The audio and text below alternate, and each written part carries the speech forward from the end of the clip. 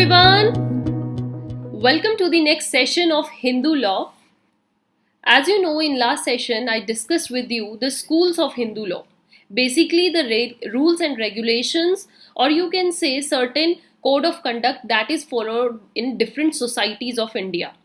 And I told you about two schools, that was Mitakshara and Daya Bhag school.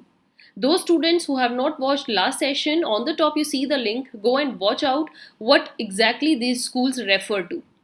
Now, if you are well acquainted with these terms, what is now required to get the knowledge about difference between these schools? कि अगर कोई आपसे interview में question पूछता है, और if any question comes that differentiate between two schools Mitakshara and Daya Bhaga, what are those points जिन पर आप फोकस कर सकते हो एंड मेजर पॉइंट्स जो इनको डिफरेंशिएट करते हैं.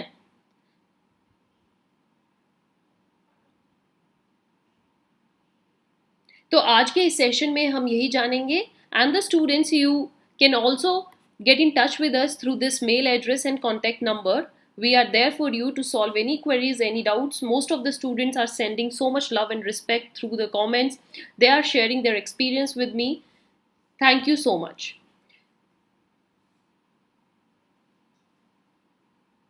Coming to the first difference between these schools is as regards joint property. Joint property को दोनों स्कूल्स में किस नज़र से देखा जाता है, जॉइंट प्रॉपर्टी को कैसे हैंडल करना है, अगर कोई जॉइंट प्रॉपर्टी है तो उसको कैसे डिवाइड किया जाएगा between the different members of family. So Mitakshara school क्या कहता है, that right to property arises by birth. देखिए, जिस सोसाइटी में मोस्ट ऑफ द इंडिया के लोग रह रहे हैं वहां पर मिताक्षरा रूल्स फॉलो होते हैं. मिताक्षरा स्कूल है. Dayabhaga is only in Bengal, as you know. Bengal में है हमारा दया भाग स्कूल. मिताक्षरा स्कूल का क्या है कि यहाँ पर जो प्रॉपर्टी का हक आ जाता है वो बाय बर्थ आ जाता है. बाय बर्थ का मतलब क्या है कि suppose if a child took place birth in any family, तो तुरंत उसका जो पार्ट है प्रॉपर्टी में वो ऑटोमेटिकली डिवाइड हो जाता है. ये नहीं होता कि उसके नाम तभी प्रॉपर्टी हो जाती है, बट येस वो हकदार है उस प्रॉपर्टी का. अब उससे जो उसका शेयर है उससे कोई नहीं छीन सकता. So hence the son is the co owner with the father. जैसे ही एक सन फैमिली में आता है उसको उसकी फादर की एंसेस्ट्रल प्रॉपर्टी में से हिस्सा मिल जाता है. बट मेजर चेंज क्या हुआ, हिंदू सक्सेशन एक्ट 2005, हम इसको आगे रीड भी करेंगे. हिंदू सक्सेशन एक्ट 2005 के आने के बाद daughters also got this right. पहले ये हक सिर्फ किसके पास था, male family member son. Now daughters are also apply for the partition in their families property. जो फादर की प्रॉपर्टी होती है उसमें अब डॉटर का भी हक होता है, दैट इज को पार्सनरी.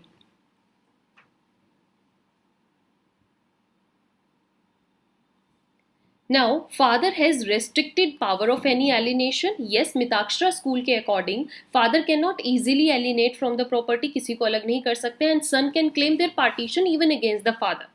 फादर की प्रॉपर्टी में से भी सन अपना हिस्सा मांग सकता है.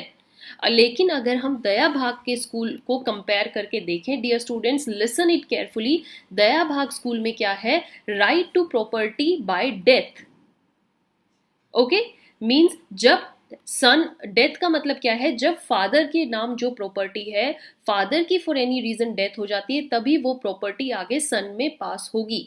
Till the life of his father he can not claim partition from the ancestral property, right. Mitakshara school में आप अपनी एंसेस्ट्रल प्रॉपर्टी का हक आफ्टर 18 कभी भी मांग सकते हो, बट आपका हक तुरंत आ जाता है on your birth. Daya Bhaga school में आप पार्टीशन तब तक नहीं मांग सकते जब तक कि your father is living. Once your father is dead, then property automatically comes to your way. You have no right till your father is alive in ancestral property in your father's life time.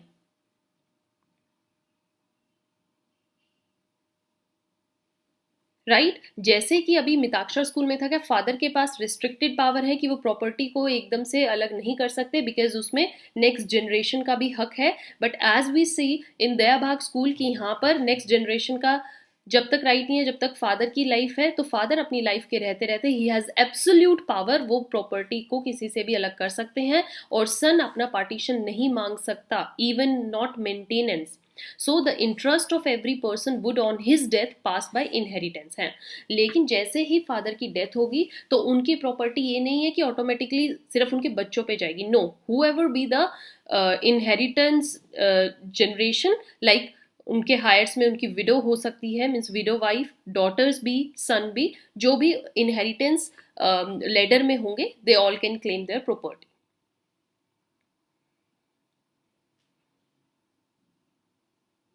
So this was the first and the major difference. Coming to the next difference between these two schools is as regards alienation. तो property से ऐसे अलग होना, तो इसमें मैंने आपको बताया मिताक्षरा स्कूल में members of joint family can not dispose, वो एकदम से अपनी जो जॉइंट प्रॉपर्टी है उसको अपने शेयर को डिवाइड नहीं कर सकते, can not dispose of their share while undivided. अगर आपकी जॉइंट प्रॉपर्टी है और आपके नाम पे नहीं आई है तो आप अपना शेयर अलग से नहीं डिवाइड कर सकते।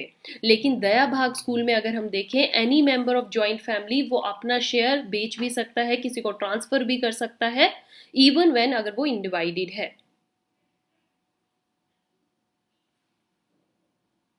All right, coming to the third difference as regards inheritance. Inheritance means कि how your property will pass on to the next generation, उसको इनहेरिट कौन करेगा, उस प्रॉपर्टी का नेक्स्ट हकदार कौन है। तो मिताक्षरा स्कूल में as I told you, principle of inheritance is consanguinity, that is blood relationships. Okay, blood relationship चलती है, मीन्स अगर आपके सन है, डॉटर है, तो उनकी प्रॉपर्टी, आपकी प्रॉपर्टी उन पर पास होगी।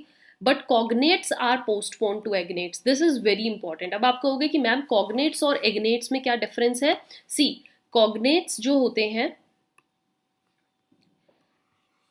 This is the blood relationship through mother side, and agnates जो होते हैं, this is the blood relationship through father side.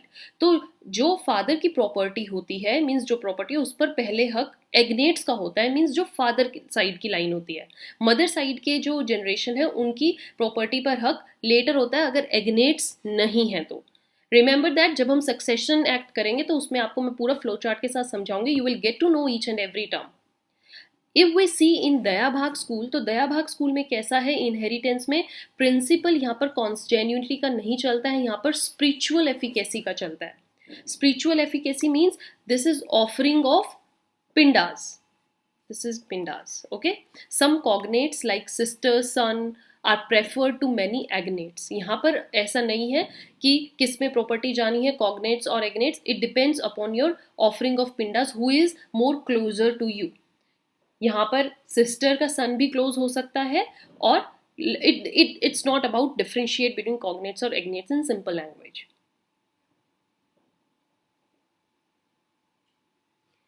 Now, fourth point is about doctrine of factum velit. Doctrine of factum valet क्या कहता है, Mitakshara school में a fact cannot be altered by 100 text. आप कितनी ही टेक्स्ट दिखाओ, अगर कोई फैक्ट है you cannot change it. It is recognised to a very limited extent. Text को हम बहुत लिमिटेड देखते हैं। दया भाग स्कूल में doctrine of factum valet is fully recognised, means texts are given preferences. Fine, so this is all about these four differentiation, students. Besides the above point, one more thing you can make in your notes, write it down, कि अगर आपको मिताक्षर दया भाग में fifth point भी differentiate का देना है तो वो दे सकते हो कि सपिंड जो वर्ड है, स्पिंड हम सब ने सुना है, सपिंड वर्ड का जो मीनिंग है वो दोनों स्कूल्स में अलग है। दया भाग स्कूल में सपिंड को हम मानते हैं something means of some same pind, means ball of rice which is offered by a Hindu as obsequies to their deceased ancestors. जो अपने पूर्वज हैं आपके, जो आपकी जनरेशन के पूर्वज हैं, जब एक हिंदू उनको ऑफरिंग देता है a ball of rice, that is known as pind, sapind उसको बोला जाता है। बट मिताक्षरा स्कूल हमारा क्या कहता है, जो सपिंड होता है it's related to the relationship arising between two persons, it's two persons through their connection by particles of any body, means आप अपने पिंड से रिलेटेड हो। फॉर एग्जाम्पल फादर की डेथ होती है तो उनकी जो ऑफरिंग्स होती हैं, जो भी उनके श्राद्ध करने होते हैं, सपिंड यही होता है ना, पिंडदान, तो श्राद्ध करना वो उनके बेटे करेंगे तो उसको ज़्यादा मानना जाता है। तो ये होता है मिताक्षर स्कूल में, वेयर एज सपिंड में हमने देख ही लिया। So these are some important points, dear students. You can make them in your notes and keep in your mind. Till then, keep watching, keep sharing. Stay tuned for the next session. Have a nice day. Thank you.